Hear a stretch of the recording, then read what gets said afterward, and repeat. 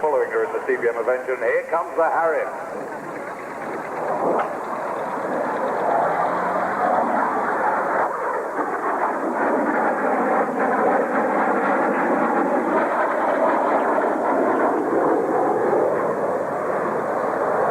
See all those hard points on the wings where your ammo and your boxes and your various other stores would normally be carried. The aircraft's not live today, I don't think. Tank on the runway. And Dan said that he felt quite thankful not to be back. Here we go. Another fast run. Fingers over children's ears now, please.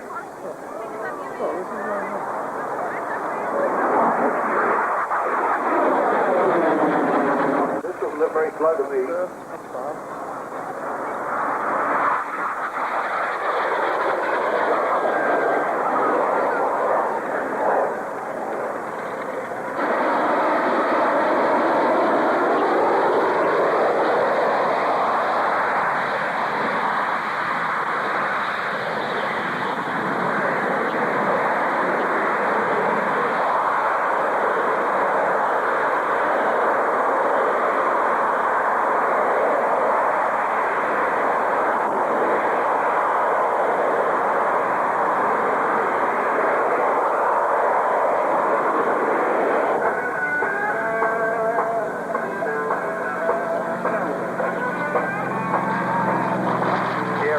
Building up airspeed.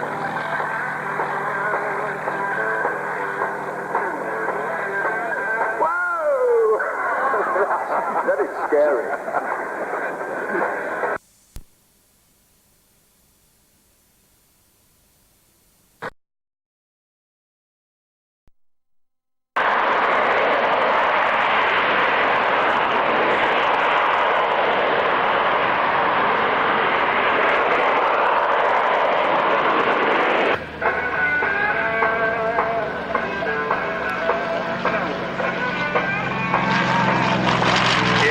Building up airspeed.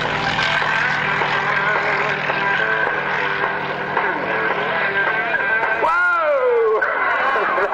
That is scary.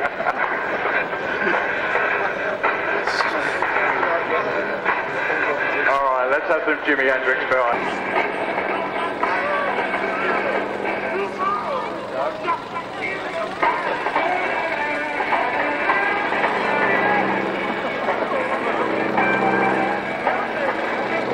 Now he's just tumbling out of the sky in that spin.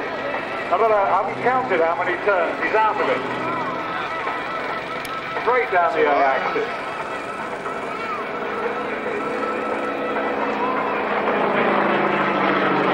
Straight level, building up airspeed, pulls the aeroplane back in the vertical, rolling round the axis and pushing at the same time. Getting that launch back, the aeroplane tumbling end over end and then gradually falling out of it. Nose down. And you're telling me he's still in control all the way through that? Yeah. Here we go again. Not the most powerful aeroplane in the world, pushing up, holding it vertically, holding it on the propeller, pushing in a big bit of rudder, stall turning around the axis of the aeroplane, vertically down, quarter roll to the right. Building airspeed as he comes over the bottom of that and pulling up again. There must be incredible pressures on him at this point. He's going from about +6 times his own weight to -2.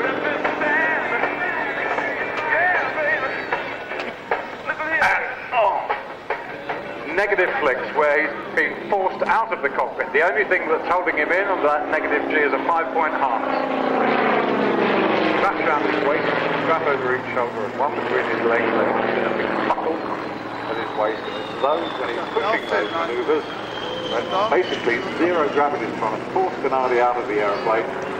Strap holding him in. There's Miles, across the leg, underneath Gennady. Doing that lovely Like shipping in the North Atlantic and the Arctic Ocean. He said just flying down the line there. In the Pacific, though, the Avengers hunted down Japanese. The George Bush, former US president, piloted one, was forced to bail out. So please, please, please These hang on to balloons, waste paper, anti-Gladys, anything that could fly away. Brian Skillicorn got a good number of hours on this aeroplane.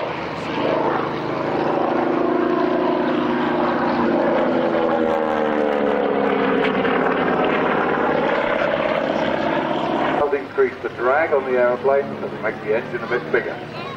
But just look as this aircraft flies by. The New Zealand rugby team were once transported to Auckland, South Island, all of them at once, in the belly of one of these aircraft.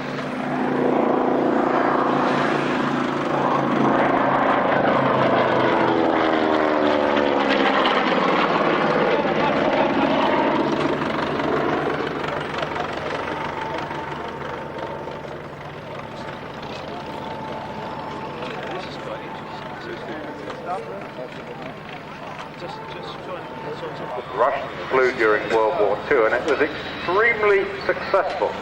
Its turning performance was such that there was a standing order to the Luftwaffe for the Messerschmitt 109s and Focke 190s not to tangle with the Yaks below 15,000 feet because they were outturned and could be shot down.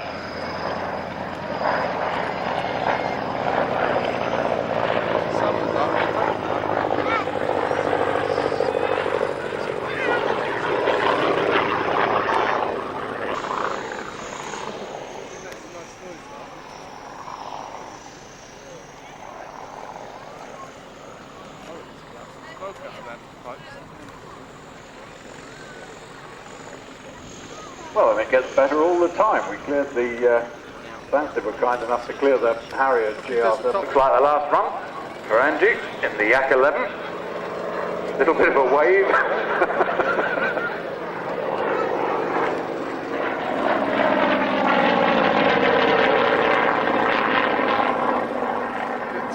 Was the one that we saw in Switzerland?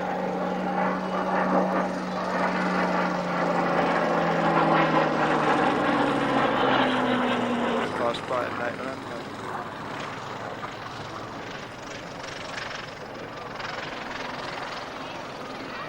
No, that's the trouble. I'm just going to take loads of that. The latter ones is probably just as good because you get the sun in your face. But no, let it come out there. Given clearance to take off in Dornier. Let me tell you a bit about this plane. It saw 47 years service with the Swiss Air Force, but believe it or not, you didn't like it that much because it's only got 670 hours actually on it. Quite love flying this one, and you can't miss that big Swiss flag on the tailplane there. And of course that big nose at the front.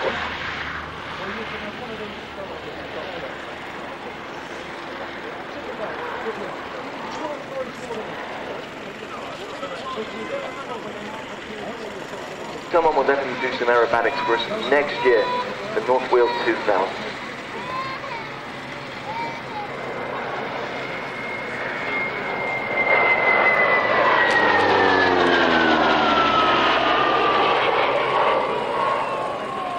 That's why we went to Weald. Yes, limited. What we're going to do now, we're going to have one more game. When the next one is going to be you like the time? It's your choice.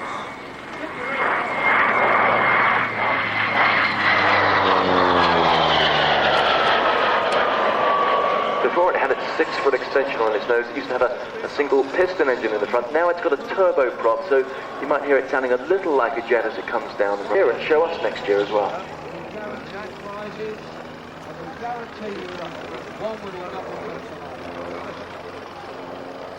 Every toy up there has got a guarantee, each and every toy must be won. Each and every toy has got to be won.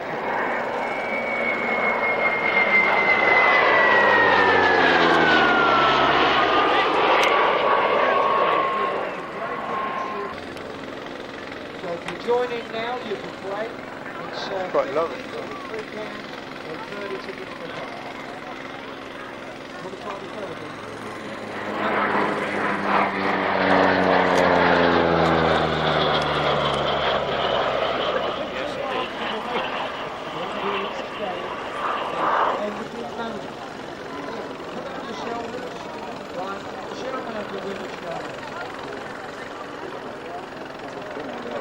come along now and take the time.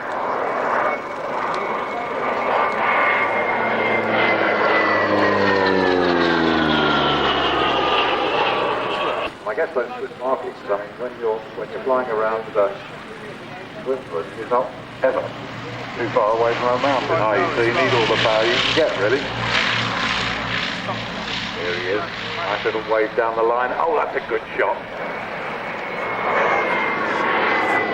Somebody get it. Lenny Airborne underneath. Working for one of the restoration teams years ago now at Duxford. They were all young lads. Some of them was 15 years old. The youngest, Billy Kelly, was only 9, I think, when he started. Playing hooky from school and working for a man called Orman Hayes Bailey.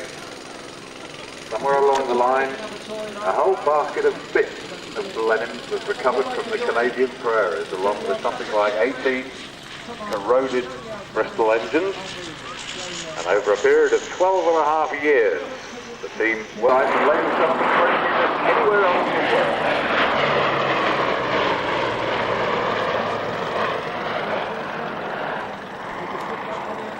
Am I right in thinking that this was the first aircraft in the world to be equipped with air-to-air radar? I think it had loads and loads of firsts to go with it. It's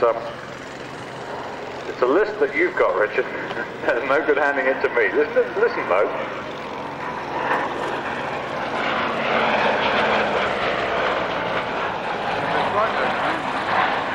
Basically, you've got two.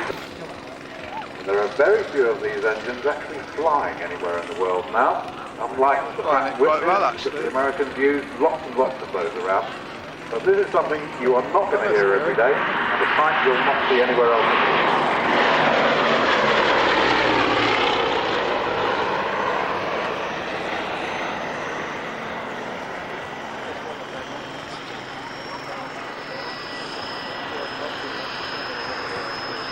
The original gun was acquired for that, and was reactivated. Somebody popped up with a load of ammunition. I think the plan was to fly the aeroplane out over the North Sea and give it a go. Like Reggie Spotted, Golf, Echo Mike, Juliet Alpha, and Golf, Bravo, Sierra, Pop, Peter. Bravo, rather, Pete. I've been working with computers for too long. Glad you're not doing air traffic control today. So air traffic, and most of the pilots. And here they go. Nice formation takeoff. It's the leader. While they're flying as a two-ship, the leader who's responsible for keeping. Make sure you haven't got a number. You're 41 or 39.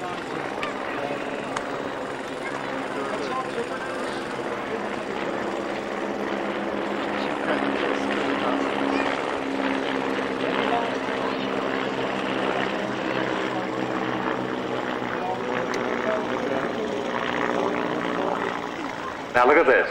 Pulling up, leader pulls up, number 2. They know what they're going to do. They are talking to each other. If you could hear the RT, the leader would be going right. Pulling, go. Frequency of their own, which we can't monitor. That's probably a very sensible idea. Here we are coming in towards you. Look at that. 2 little aeroplanes from 1934. Still being flown in the role for which they were designed.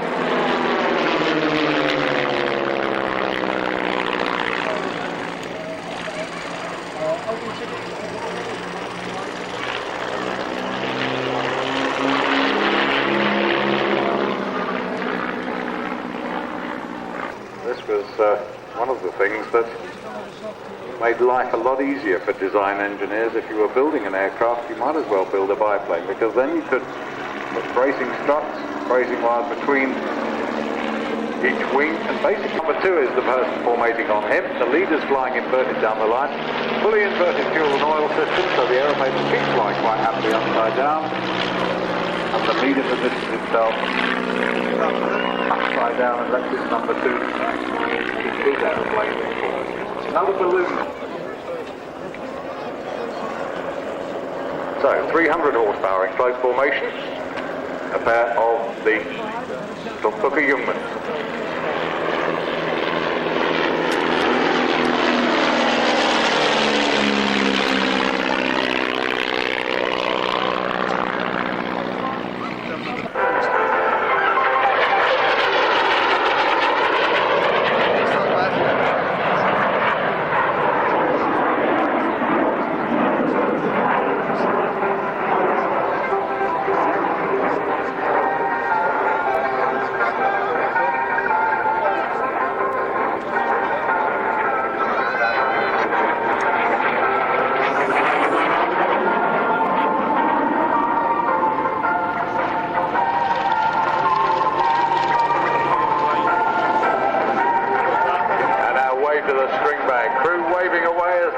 in. We got his Ejection seat company, Martin Baker. That's good luck. Cheers. So, you know, he doesn't actually get thrown out of the plane. Does it to other people. Smoke on, go, fast and low. From the left, Bob Thompson. Sorry. And that lovely little mat.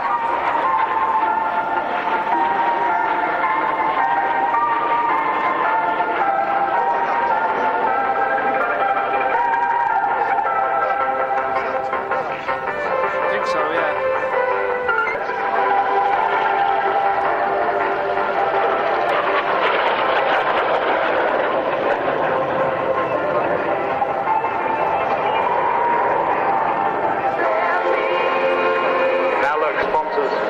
Getting very good value out of your flight.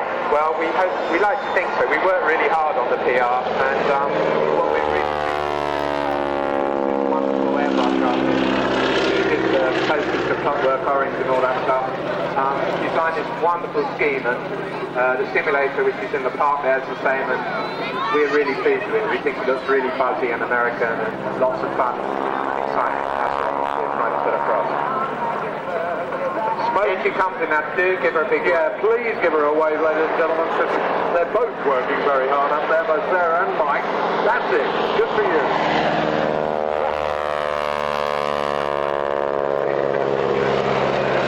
Standing on her head now, as you can see, And still waving. and still waving. And I think she'll probably, time allowing, be doing a climb down in a minute, which is pretty amazing. But we'll talk about that when it happens. Now, straight ahead of the crowd, you can see the Lynx at the back and the 4 Gazelles in the running formation.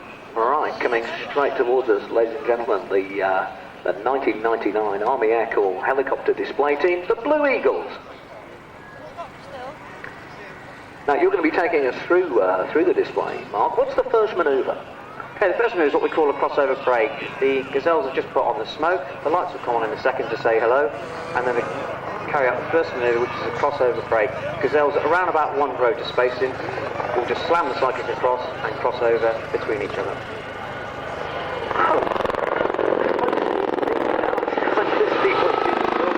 I haven't seen that, ladies and gentlemen, I want to explain, I haven't seen that crossover break up before with smoke on. You can see the Gazelles are split left and right, the Lynx going up to establishing the hover, top dead centre. The Gazelles moving towards the joiner. Okay, ladies and gentlemen, keep your eye on the Lynx at the moment. In about 20 seconds or so, you should do something which is... I'll tell you that.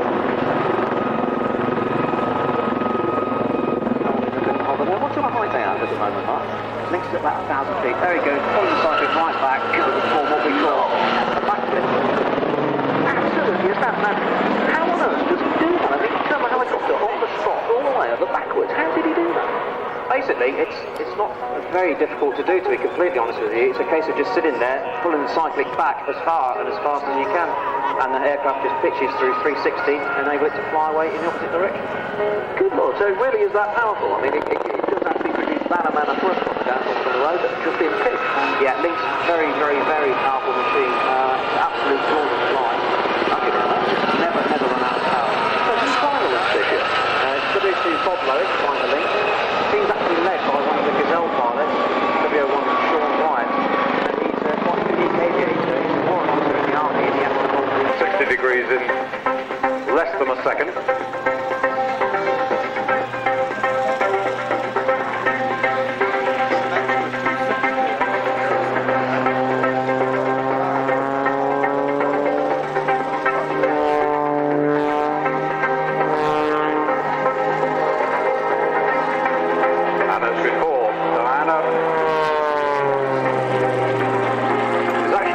So much as reclining in that aeroplane. It's like a racing seat in a Formula One car. She's lying back because that gives her body a better opportunity to cope with the G-forces that are imposed on it. Now look at that. That tail slide, a rolling tail slide. That really is impressive. Bang! Down goes the nose, tucks underneath, gets it back under control. She's held into that reclining seat with a 5-point harness. One strap round each side of her waist, one over each shoulder and one between her legs. They all meet in the centre buckle because she is, oh look at that, pushing and tumbling pulling that aeroplane down, end over end. Very, very uncomfortable, that sort of manoeuvre, because you're going from positive to negative to positive G again. Blood's being forced upwards into your head and then down into your boots. Especially with manoeuvres like that, it's a mark of... I've never seen that. I've never seen anybody do that before, though. That was a sort of appalling roll.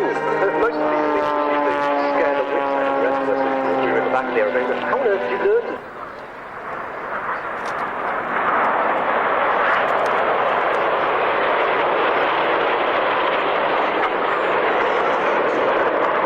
Having arrived at the big back of the queue, the formation now turns away. There are, the diamond is formed. They're just about to reverse a turn for the diamond bend.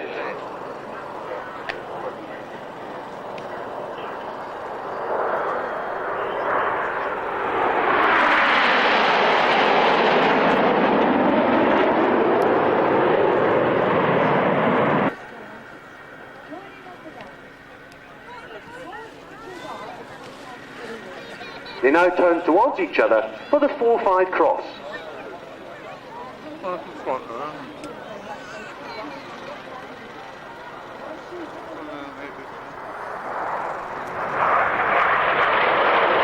Formation approaching from your right.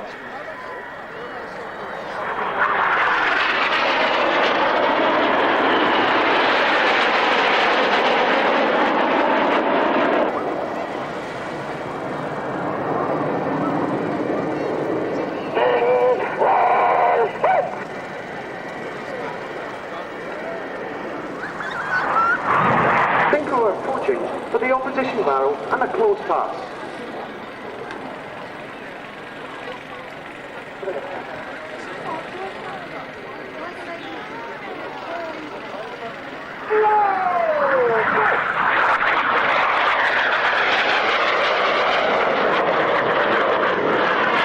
Stern upside down at only 150 feet above the ground.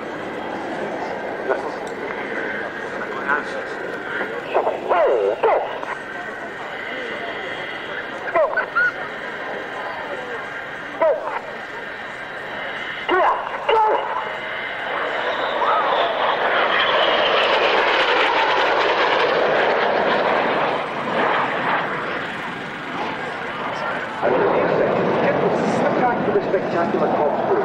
Reds 7 and 9 will counter-rotate around the smoke left by reds 6 and 8. And hopefully you'll see why we call it the corkscrew.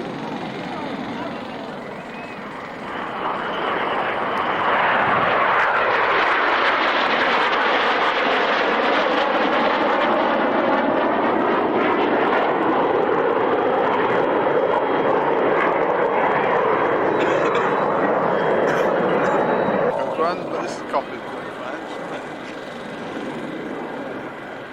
Spanish thing, that's purple.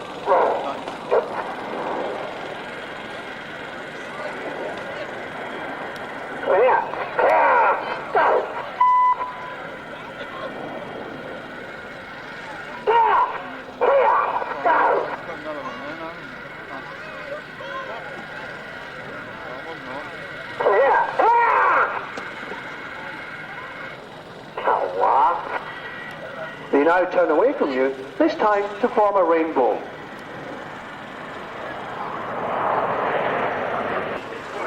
Oh, and look. It's an airliner, I think.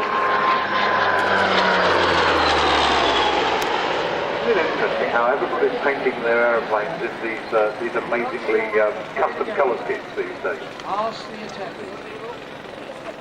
This is the ATR from Titan. Titan is a local...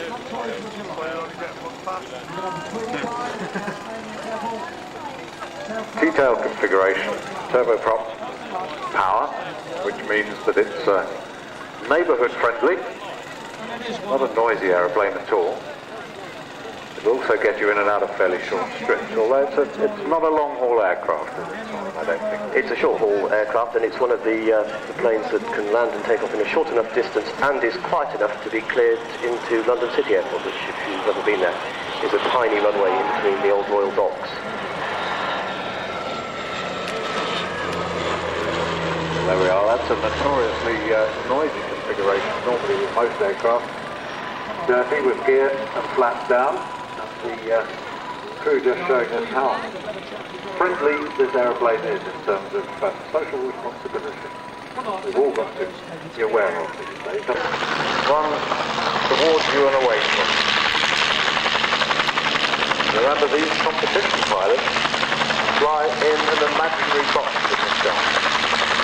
Whoever that is giving me a lovely, lovely shoulder massage. Thank you very much. It's Uncle Joe. Thank you. Pushing round, look, that's the negative G once again, held in by the shoulder strap. Push. An open cockpit. Negative G trying to push you out of the aeroplane. It's a very uncomfortable feeling. And if you wear glasses like I do, you can lose them over the middle of Hertfordshire if somebody does it. But you are a Cubit. You fly a Super Cub. Absolutely, which is another plane made out of fabric and steel, but with only 2 wings instead of 4.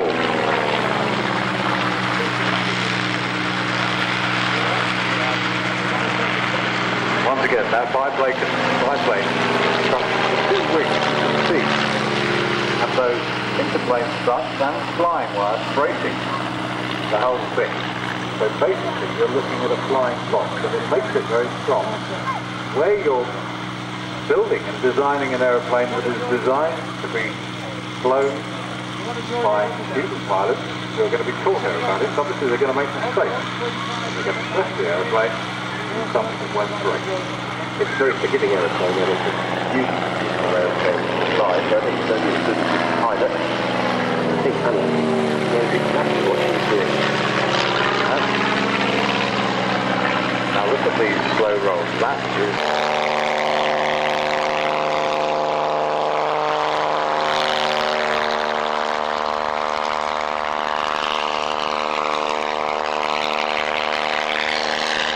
The aircraft we've seen some ago is a Bell 47.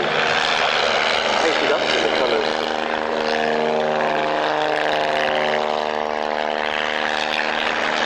Familiar to many of us in the 70s TV series MASH.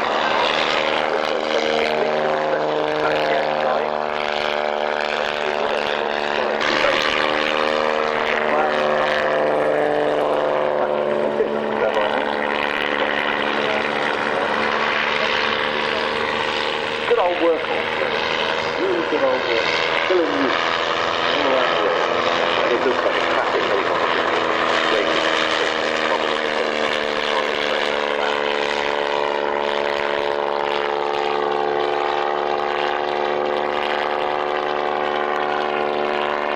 And it's not very fast either, so...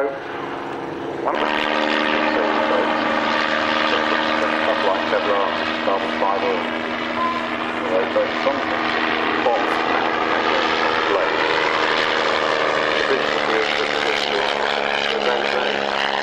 I'd be quite happy to fly as number 1, 2 or 3.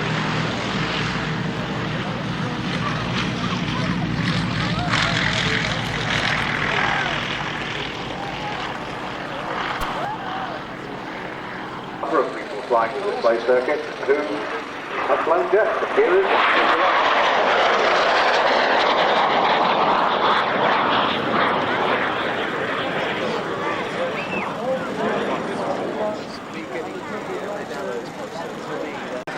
little jet aeroplane like this. Remember the opening scene from the James Bond movie? This was the aircraft.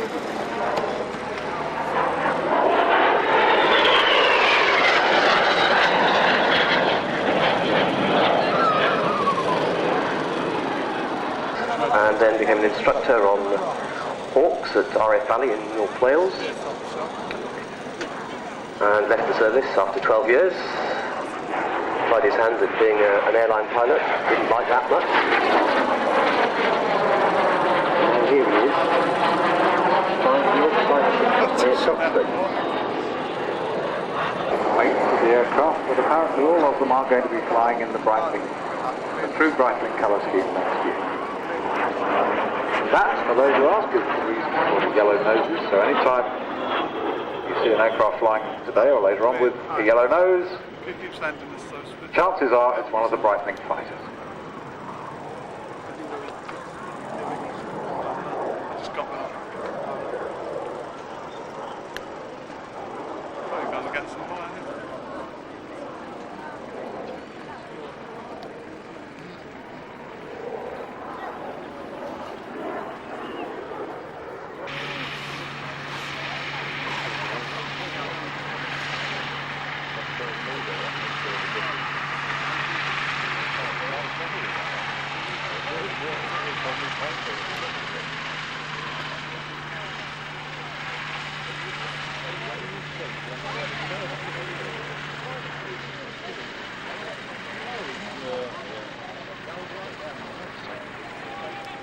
I'm surprised he bothered coming up. What, taking up? Yeah. Not to use that hump.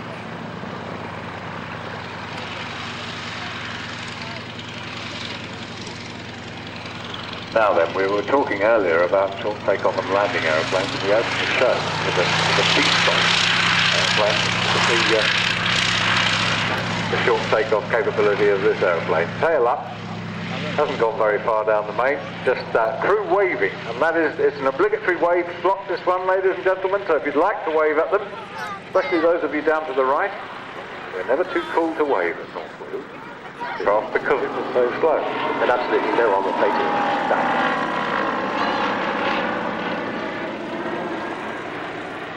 Pretty manoeuvrable and pretty strong. They called it the string bag. Because it is. Because it is, but look how there's a big surface area on that wing there, plenty of lift that you need because torpedo doesn't weigh a little underneath.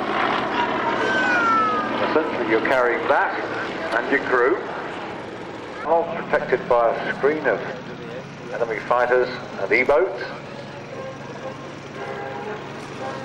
The Swordfish squadrons were scrambled from Manston and very, very few survived. Heroic action. Another lovely shot. Look at that. The Swordfish circling high over the aerodrome and a pair of Spitfires backtracking on the main runway. Here it is. Look now. A torpedo run. Thank you very much, lads. Directly at the commentary box. Just what we need.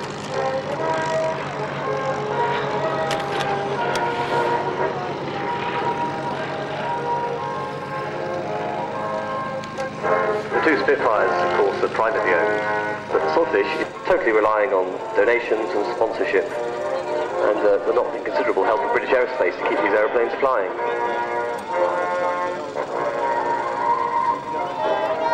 And we're talking about a slow run now. Not really into wind either, so you can just see quite how slowly this aeroplane will fly. Flying the ensign. No, not yet. They're not waving either, so they're on a... There we are, ladies and gentlemen. Now, come on, everybody up to the left. A good old wave. They bring the Swordfish by. That's it. Thank you very much. Let's see what North Weald's made of. Come on, there's a man in a cap there who's got his hands firmly planted in his pocket. Yes, you, sir. Thank you very much indeed. And now down to who's wearing an original pair of D-Mob shorts. Round his original pair of D-Mob legs. It's a family heirloom. What, the legs? I won't have to start with. Too large right object. There I go. What about this one, Dad?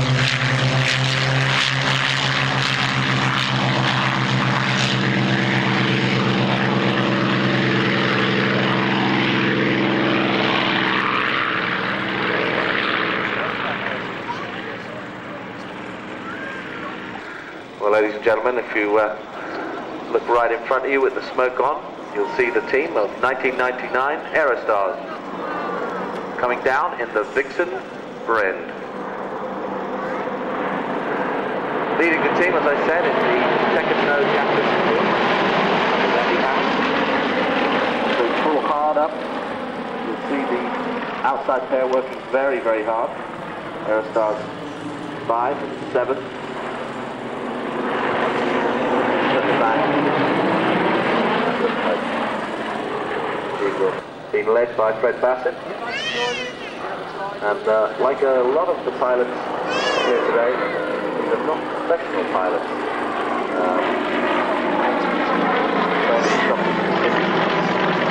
He studied long and hard, the best part of 4 years, to bring himself up from a PPL to be able to compete at this high level. Now you can see Gene hanging on the outside there. They go through the top, looking all around. Basically, Gene has a picture of Gary on his right-hand side, and he's just looking at Gary. So if you do get those 6 numbers, you could do a lot worse than buy one of these. So if you look straight ahead of you, ladies and gentlemen, you see the main section coming back in. And they haven't pulling them up. And they break. This maneuver called Russian roulette. Gary Sharp coming down to the left, crossing over. You get a good idea of the wind out there at the moment. So cameras ready, as they're heading straight in on the centre.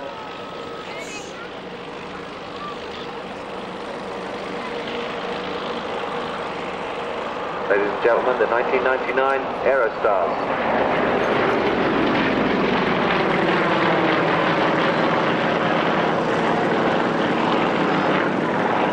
Spitfires out there holding, not Norman Reeves in the desert camouflage aeroplane. It actually is painted in water-based paint for an easy roll, so he doesn't want to fly into any rain. Well, otherwise it's going to be a bit unpopular. Association for 4 years, from 89 to 93.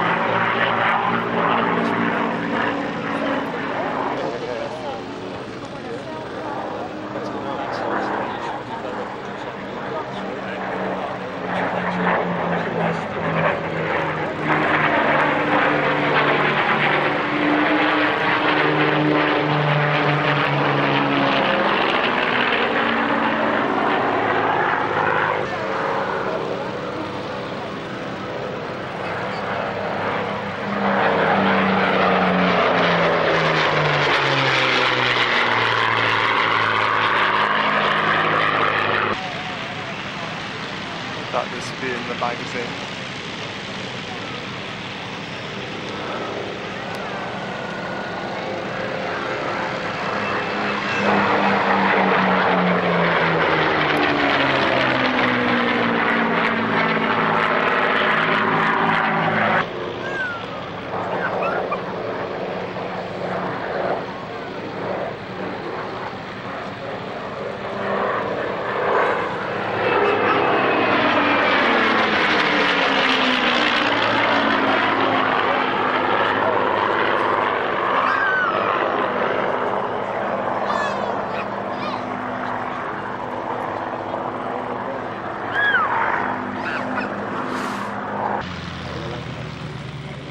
They'll just go on, I reckon, after the red lights. Dave Thomas flying the Lancaster today. Bill Ramsey, Co. Tony Dixon, navigator, and Ernie Wise is engineer. Got one of the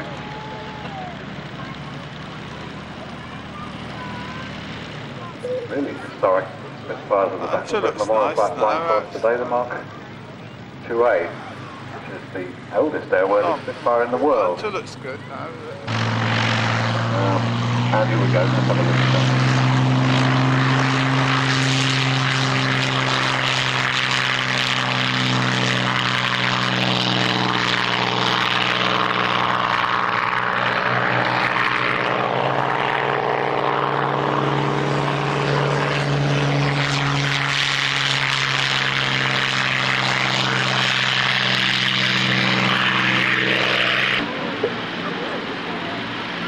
It's LS363, as Jerry was saying, a bit of an engine problem on the way back. Pilot Command managed to get it back into Wittering, which is preferable to putting it into the field, and because he managed to get it onto the tarmac, there was emergency services available to put the fire out as quick as they could. The pilot was offline, thankfully, and they managed to get it back up and running. Now look to your left, ladies and gentlemen. All Berlin, all at the same time, roaring down the runway.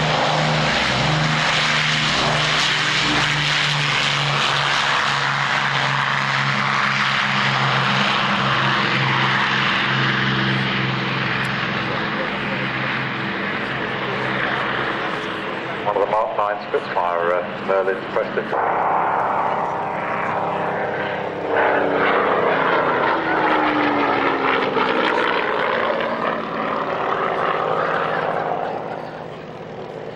Developed by the Hawker Aircraft Company. A lot more damage, and because of its construction was a lot easier to repair, and that resulted in its turnaround in the hangar, not spending a lot of time in there, and straight back out into action. As the battle continued, though, of course, it was coming down to the pilots, the amount of pilots that had enough amount of aircraft. But definitely, and then that was off. One of the guys said 2 hours later I got shot down.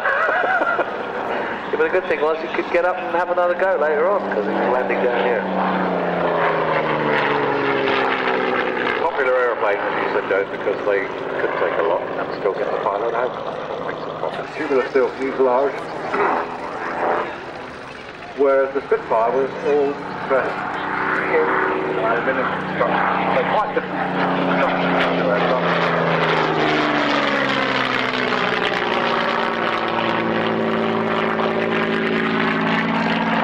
The Hurricane pulls out and away.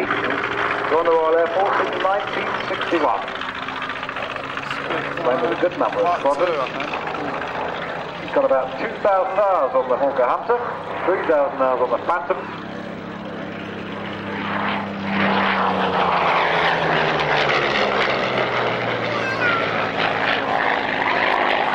Hours on the S3.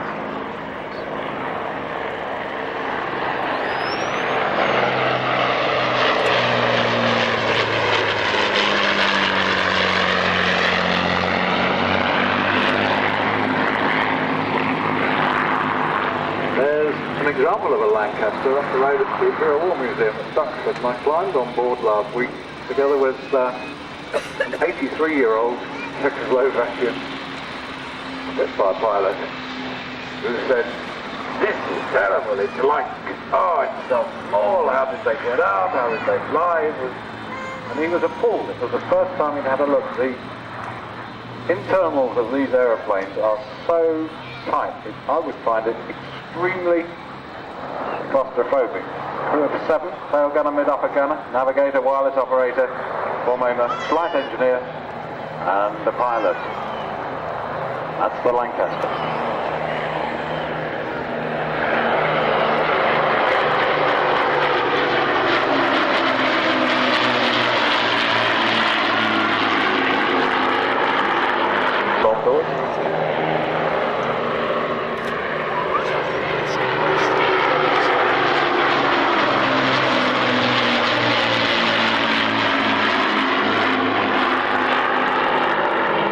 Shots looking Imagine flying out over Germany into these Flat out on either end of the dam, and then you go, and you have to pull up like nobody's business, otherwise you flew into a mountain. Quite an operation. Here we go, let's just listen to this. This is a lovely thing.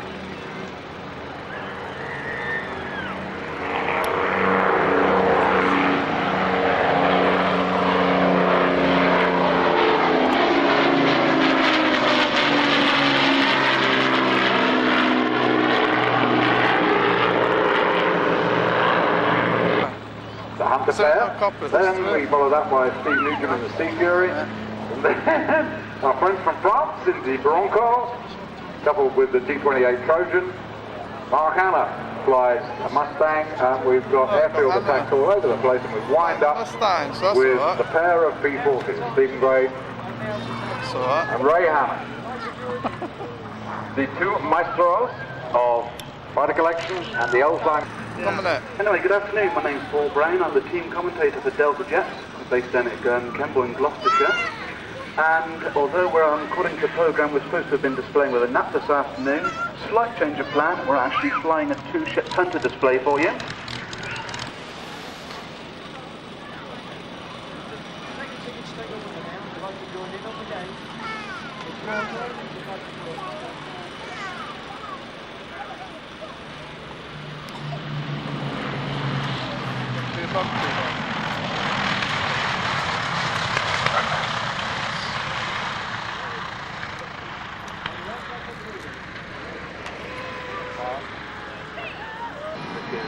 Our Black Hunter, these are the markings of Trouble 1 Squadron, the famous Lacquers display thing, usually based here at North Weald. They're just there now. I've seen the second aircraft.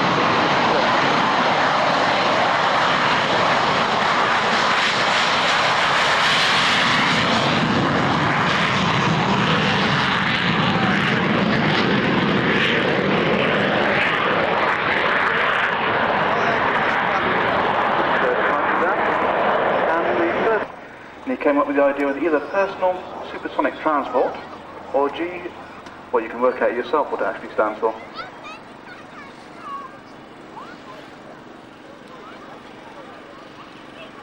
So, running in from the left for the first of probably two 360 degrees turns, the Hunter pair from Delta Jets.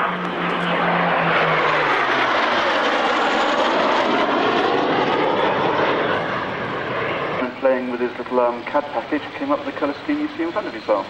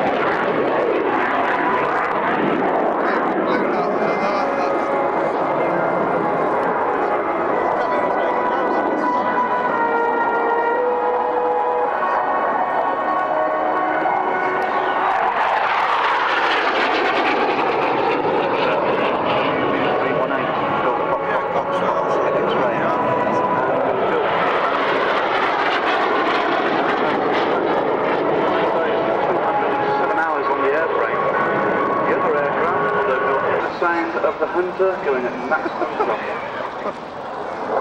Go on then, let it go. Steady of it.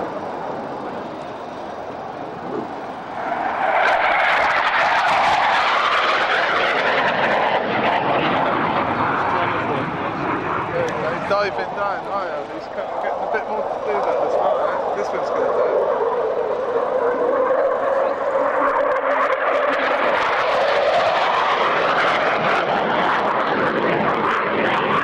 There we go, the beautiful blue note and Weald runway.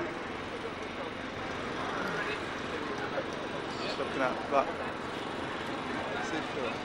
Obviously, thrust reversers weren't really thought of when the Hunter was originally designed, although the first jet thrust reverser was tested on a Hunter in the very early years.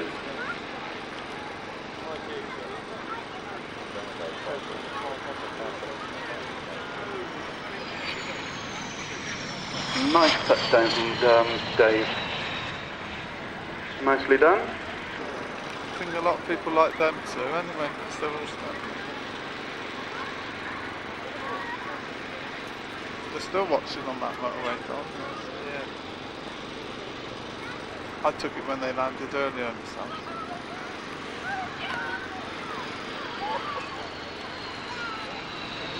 And there we go, second shoot. Bit of a firmer landing, but any landing to walk away from is a good one.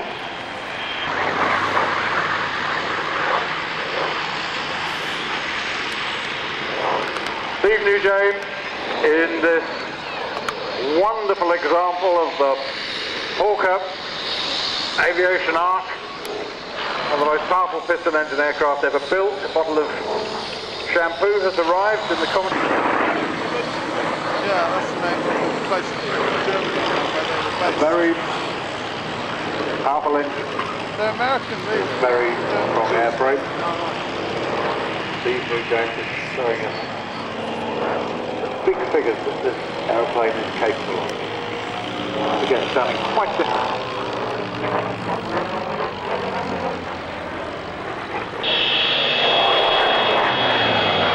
These aircraft actually shot down MiG-15 in Korea. To give you an idea of their agility and speed. Steve Nugent, ex-Hawk jock, up at Valley.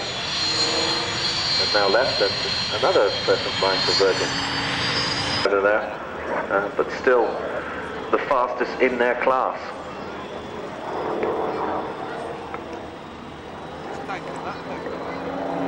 Another Bristol engine.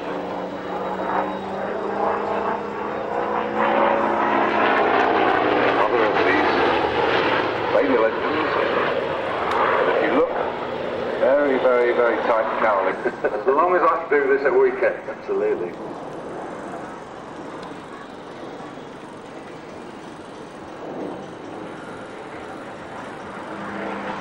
There you go, Steve Nugent offside. Very good job. Designed for the Marine Corps in America. Obviously today they use the 8810 and developed under the Air Force, Navy and Marine Corps Tri-Service Program. First production was ordered in. Following Joe, let's have a listen and see what this thing sounds like.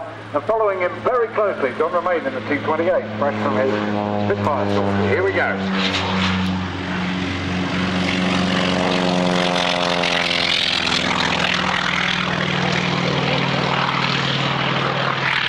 Very high rate of climb. Straight up. What did you say it was used for? As an observation airplane? Observation, forward air control. Not a speed wing.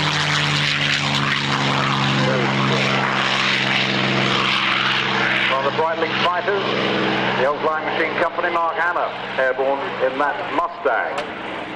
And he'll be coming in after we've seen both the Bronco and the T-28 display. Now these guys have done their own briefing.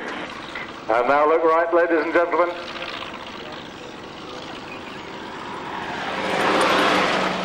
Bernard Caillet brings in an unusual visitor to these shores, the OV-10A Bronco.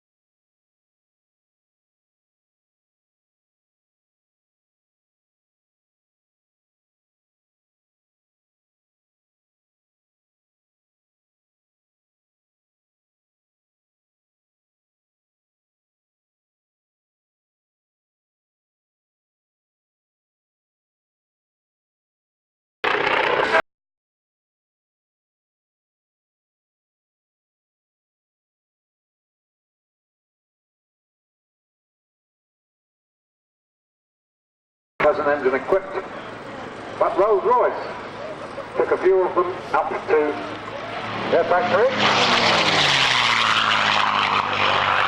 and came up with that. The P-51 was built in most numbers with the Packard built Merlin. It was the introduction of this aeroplane in all sorts of theatres which made a decisive difference. Huge amount of range.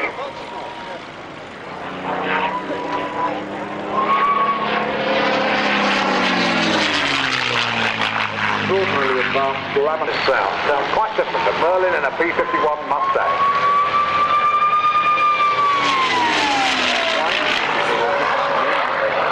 The gun ports on the wing that seals up, the shallow indent. As it dives in, the whistles through off those gun ports, and that's what that whine is.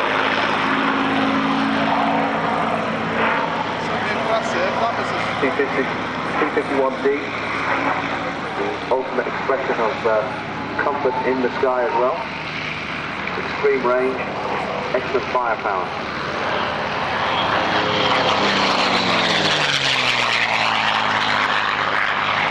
1,650 horsepower Rolls-Royce Merlin 5 engine, built up the license by Packard, and 6.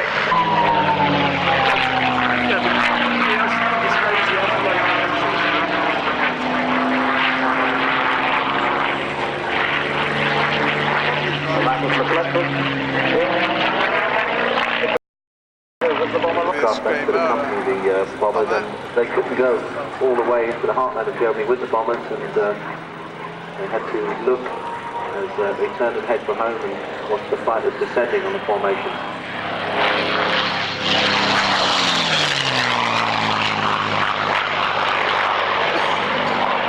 Flying Machine Company provided the P-51s that flew in the movie Empire of the Sun. Do you remember that scene where the P-51 nervous disposition and Auntie Gladys should at this point start covering your ears, because it's all going to happen from now.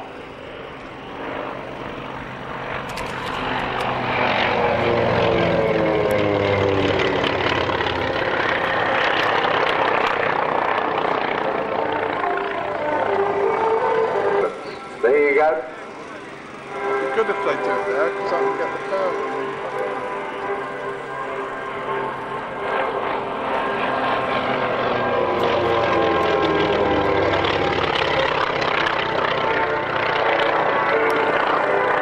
And we've now got our two reconnaissance aircraft coming in to have a closer look. They're under small arms fire from the other side of the aerodrome, so they've got to assume that whatever is over there is hostile. But they're doing their reconnaissance, having a good old look. Close formation over the far side. The Bronco leads in the T-28. And they've decided to dump something on top of our enemy troop concentration. It's just a little gift, just to wake them up. So let them know their Bronco and ask them to give us one more run before they come down and report to intelligence. Loose terminology. Here they come, having a quick look. They might chuck off a few light armaments, whatever they've got on board.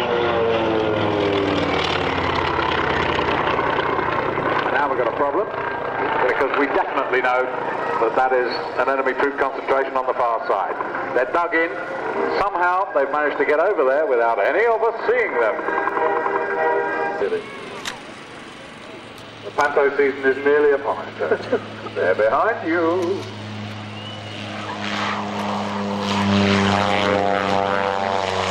Oh, heavy braking by Bernard KL. Finals.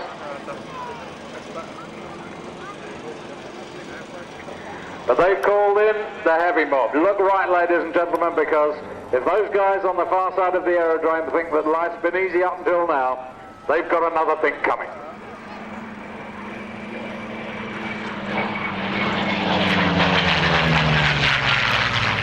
Stephen Gray, Ray Hammer, Fighter Collection and the old flying machine company. Yes. Doing a positioning run so that they know exactly where our enemy are. Getting themselves sorted out. So here they come.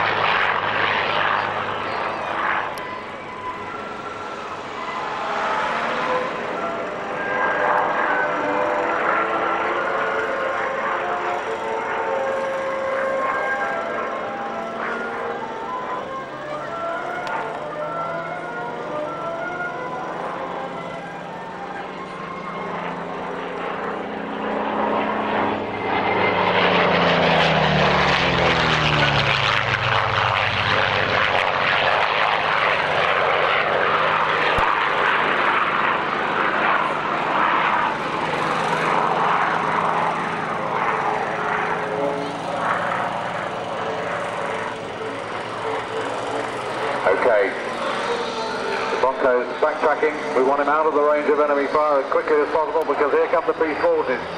And this is definitely a strafing one for this one. Got the laser rangefinder locked onto those enemy vehicles.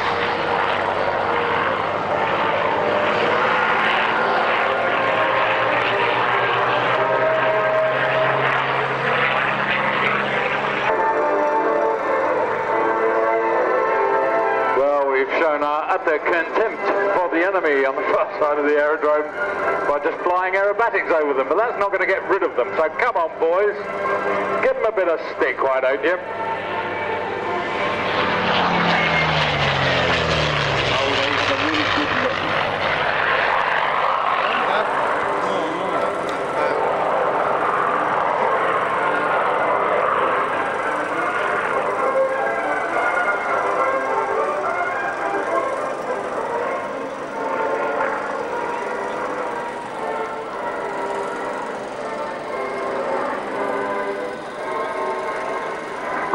Okay, we have what is known as the plunger over this side, and this time we're really going to go for them.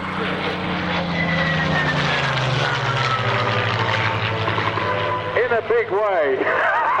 We don't want any collateral damage here on North Weald. And also we just wanted to get this music faded out so that we could give you the full effect of what we're really going for now. So here we go. This is the big number, ladies and gentlemen.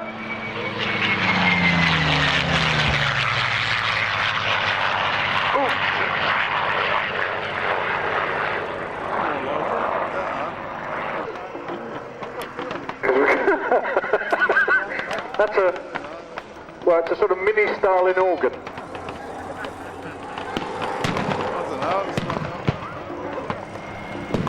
Well, looks like we've hit an ammo dump, absolutely.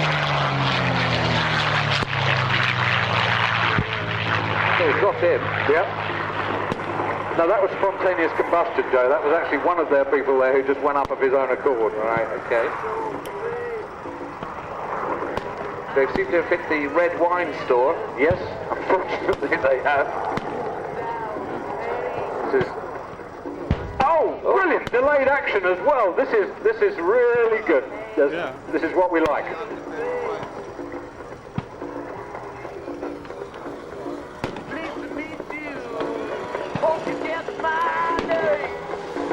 Now, what you don't realise, ladies and gentlemen, is that smoke is in a minute going to write, "Thank you for coming to North Weald 99.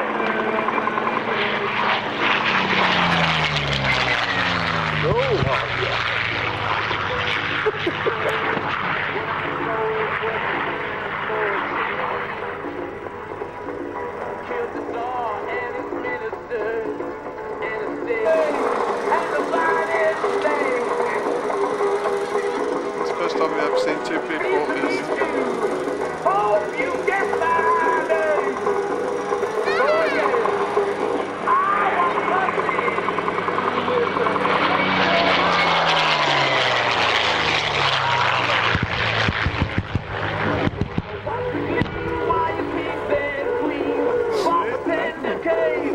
Well, my word, Joe. Things shook in here. They certainly did.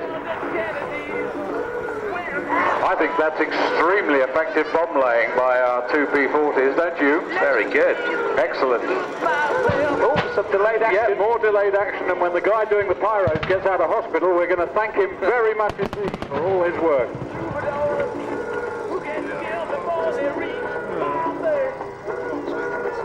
Look at that smoke reads, "Thank you for coming to North Weald 99 in Arapahoe." Somebody's hat just coming in.